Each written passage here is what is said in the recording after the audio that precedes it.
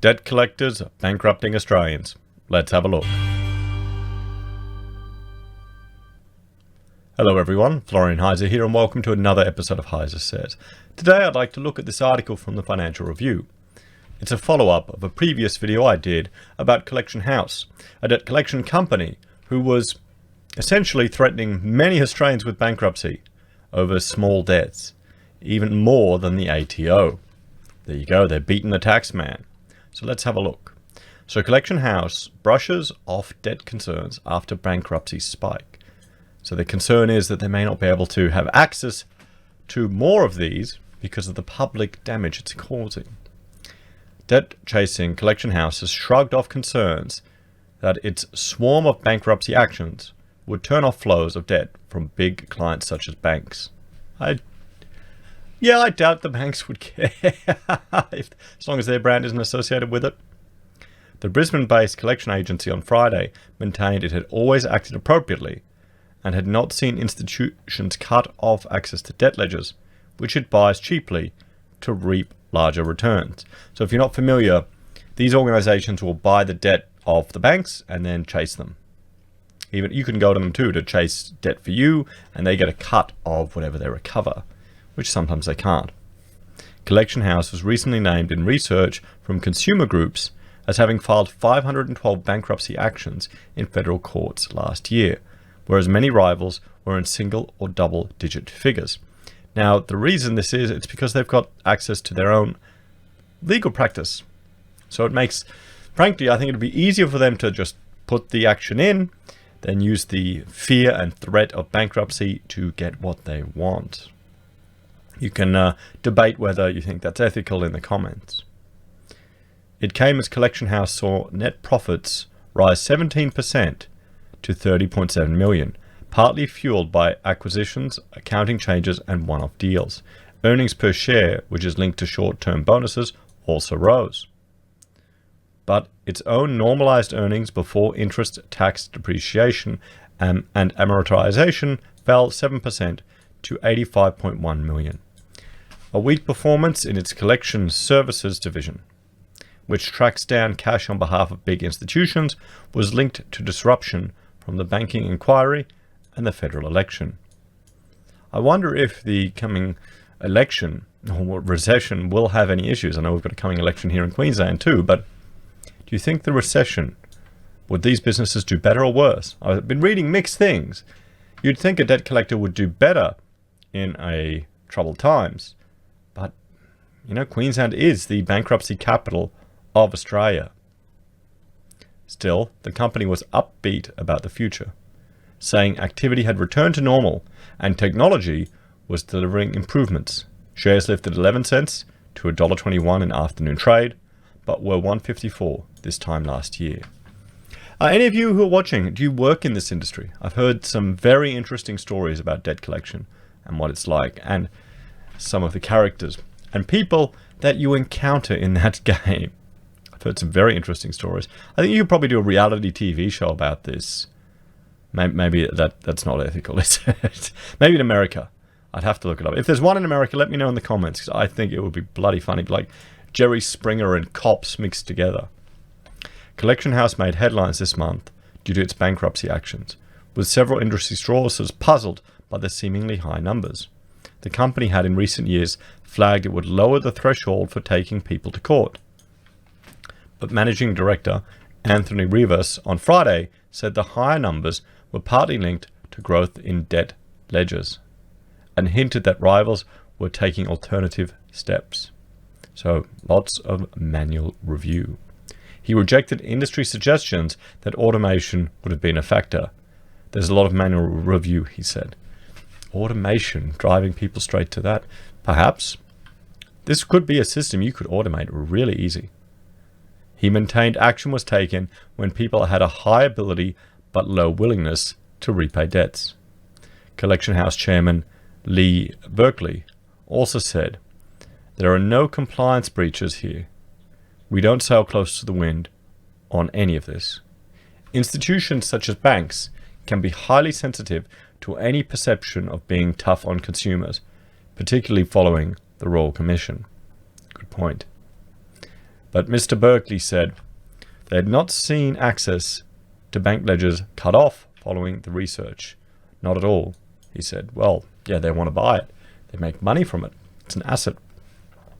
Mr. Rivers said Collection House would reduce bankruptcy actions, but this had been planned before the headlines.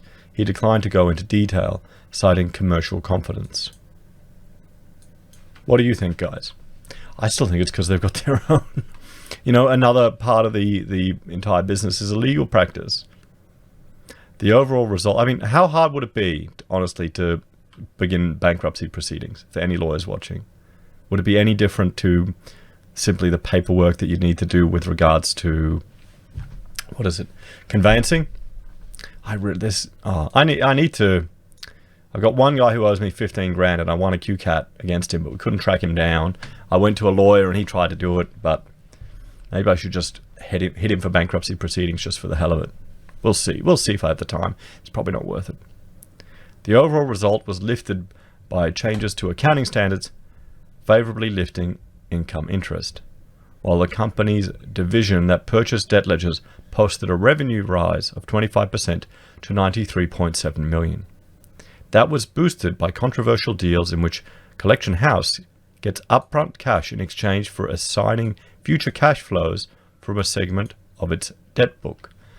Now that's interesting. The division, reaping debt on behalf of big institutions, saw revenue down 2% to $67.6 million. The Banking Royal Commission was partly blamed. Banks were quite busy with reviewing accounts, policies and procedures, Mr. Rivers said.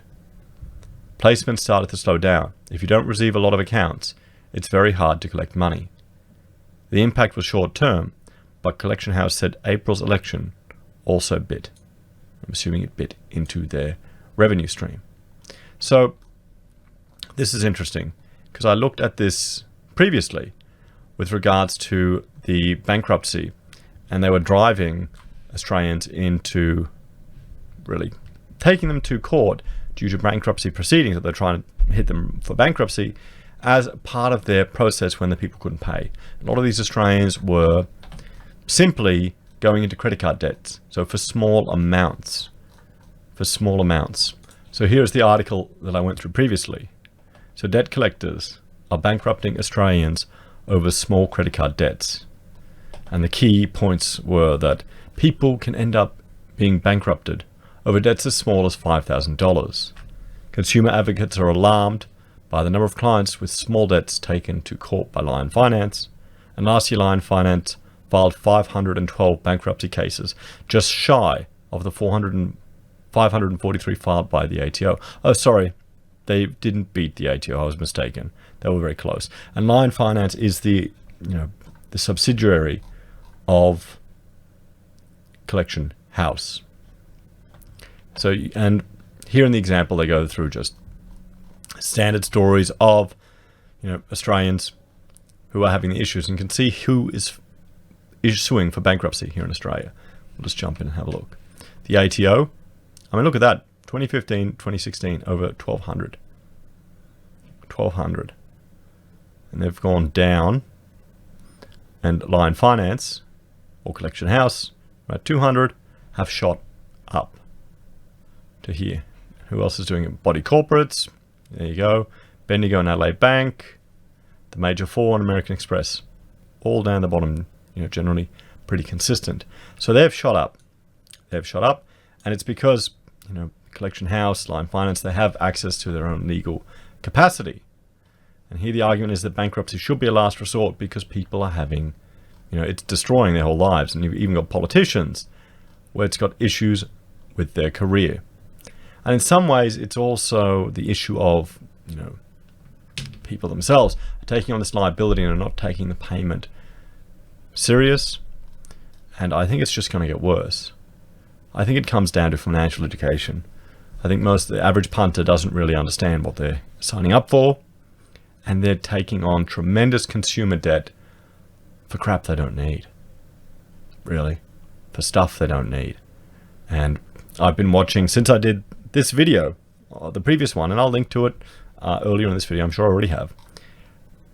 someone introduced me to the Till Death Do Us Part TV series, a Canadian reality TV show, where couples would get into tremendous debt, and this lady will come in and come to the rescue and shake up their whole lives. And it was very entertaining, actually, very entertaining. But once again, this comes down to consumer education. Because, you know, Queensland, 9,000 bankruptcies, and some of them, I imagine, I hope, will be self-declared. Probably the only way people can get out of a situation, that's for businesses and personal situations. Is it going to get worse if it keeps going? Are people going to have to depend on the food banks like in South Australia to pay their mortgages? Let me know what you think, guys. Anyway, thanks for watching. Like, share, and subscribe. And I'll see you all next time. Take care.